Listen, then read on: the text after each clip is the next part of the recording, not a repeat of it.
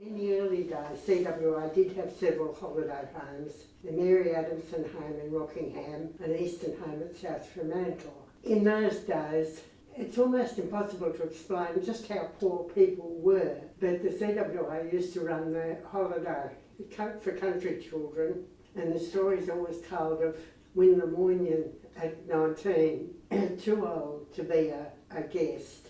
It switched things a bit so that Win could go as a helper.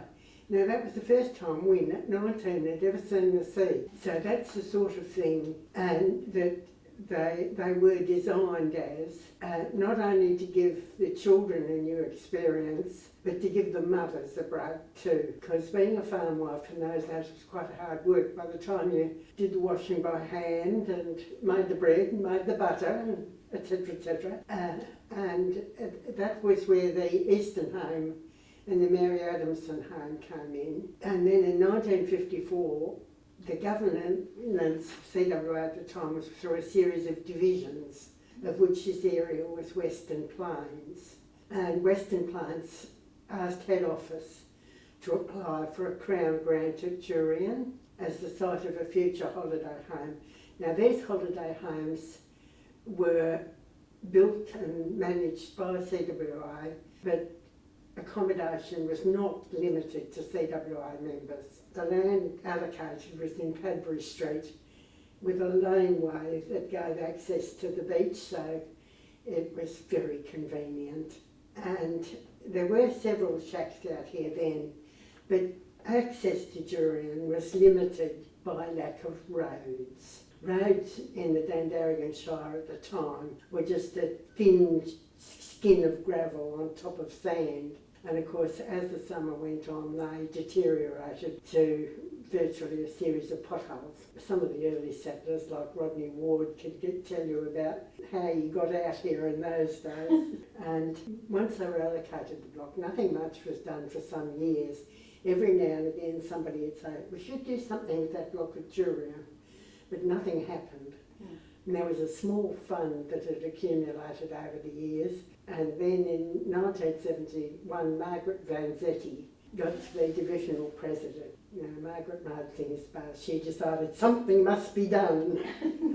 And at the time, I was sort of trailing behind in her wake as divisional secretary. And they started trying to raise money, but at the time, wool prices were very low and nothing much was happening.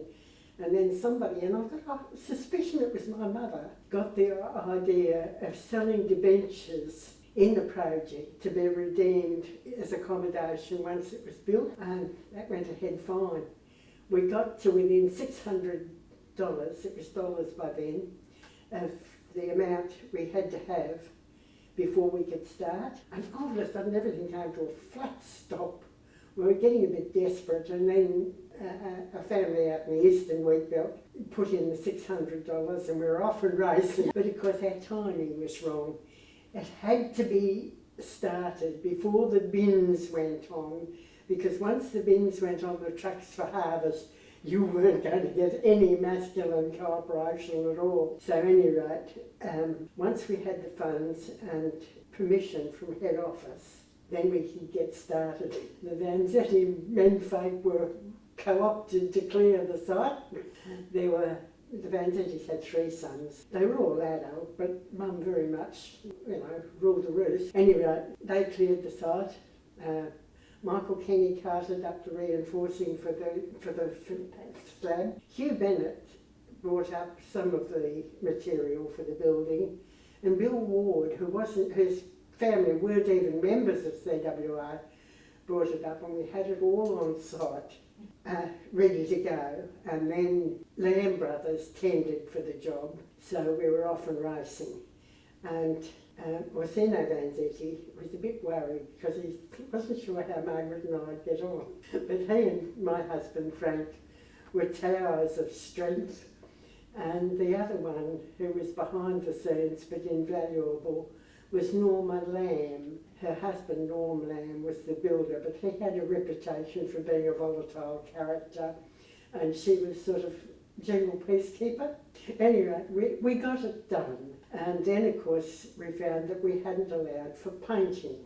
So Dandaragan branch held a monster fete and raised enough money for the paint. And Badgingarra branch donated the labour, and they came out here and brought their own babysitter so the mums could get on in peace. And we got it painting, and then my father, who was retired, a Mr. Ward, and a Mr. Wright, and I can't remember quite how Mr. Wright came into it, but he was a retired person, and the two retired gentlemen sort of put the finishing touches, putting up the curtain rods and all that sort of business.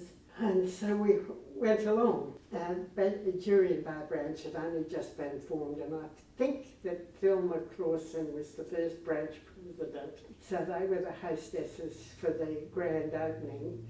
And Mrs. Morn, who was then the state president, came up and opened the building. And at the last minute we had a hitch. Mr. Edgar Lewis, who was the then member, advised that he would be present, which meant, of course, he would be expected to make a speech. Now, sometimes the speeches were a little long-winded. We were sort of wondering how we could suggest ever so gently and that there'd be a time limit. His wife, who was cheerfully, not disrespectful, but she was a bit inclined to make fun when it was necessary. Simple, put him on conference rules. And of course at conference you're allowed to speak for 3 minutes. Well, to his credit, Mr. Lewis pruned his speech to 5 minutes, and it was generally considered to be one of his better efforts. He also donated $50 to the project, so we'd have forgiven him quite a few things. But it was a lovely day at the opening, and of course we had a lot of applications for the first tenancy. Everybody wanted it for Easter, so we balloted, and Pam and Bill Slee from Badgingarra won the ballot. But of course Easter that year was cold and bleak, so I think they spent more time laying the foundations for the garden than they did in swimming. But the whole project was voluntary in so many ways, but it worked. And the cottage now is managed by a committee drawn from Jurien branch, Cervantes branch and Badgingarra branch. They're all voluntary. I think surplus funds go towards state projects, and I don't know what they would be over the 40 odd years, but the cottage is still there. Oh yes, very much so. No, and members of the public are eligible to rent it. They pay a slightly higher rate than members. Members get a discount, but I think the longest it's been rented for was a team of geologists came along once and wanted it for 3 months in the winter. But of course winter is the quiet time, so we were quite happy to have it for that time. But I've lost touch with the actual how many weeks of the year it's rented, but I'm pretty sure it's used steadily, particularly over the summer. And how much it cost, I haven't got a clue. The treasurer at the time was a Mrs. Smith from Jurien, and she handled the finances very well, but I can't for the life of me remember what Lamb's tender was. And I think credit should be given to George Stark.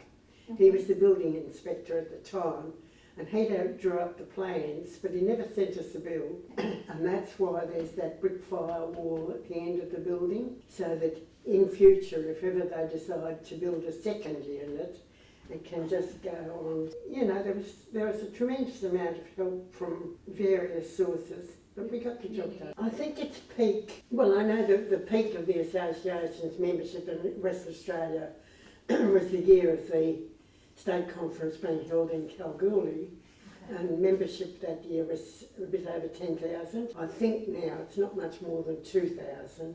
Well, the point is that the farming population is falling. I mean, I think there's only 4,000 odd wheat growers left in the state.